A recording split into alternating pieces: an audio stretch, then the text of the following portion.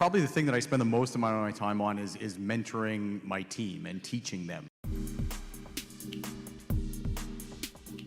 I'd like to hear the top 3 things you spend 80% of your time on. Like in 2023, what's going to take up your calendar?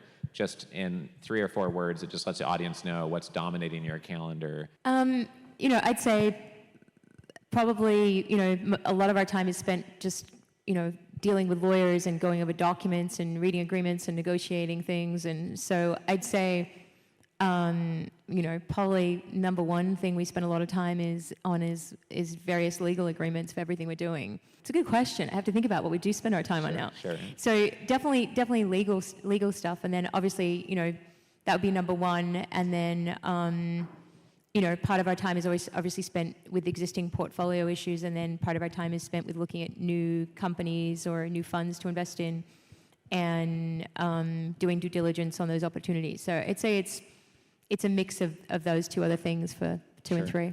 I say, I get 200 to 300 emails a day, so I feel like that always monopolizes my time. But we're very thesis-oriented in our investment strategy. So we'll pick out industries and subsectors where we want to spend time.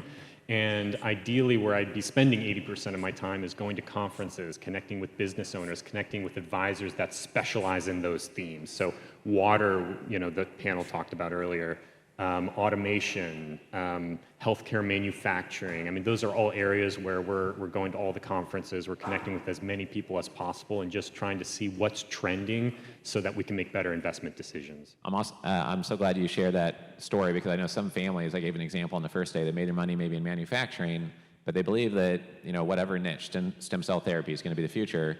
So they just start reading all the journals, listening to the podcast, going to the conferences, looking at 100 deals in the niche, and you start to be able to see the good from the bad apples once you've focused on the theme long enough to have a better than average understanding of the trends and what's better than average, right?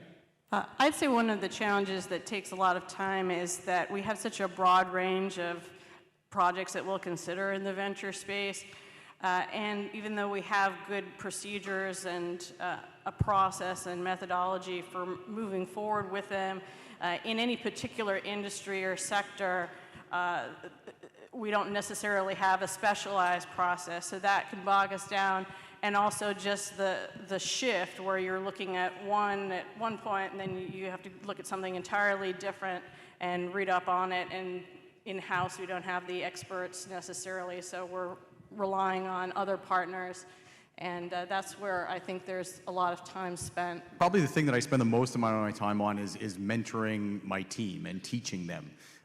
My team, at least, I'm fortunate to have very technically skilled analysts working for me, but actually educating them to become good investors is tough, and it takes time and experience, and so that is by far the number one thing I spend my time on, which didn't used to be. So I used to spend a lot of my time doing sort of evaluation myself and negotiating deals and reviewing legal agreements, et cetera, much as Candace was just talking about. But over time, I evolved it and realized that the best way to scale is by having a good team, and the only way you can do that is investing the time yourself into building and training.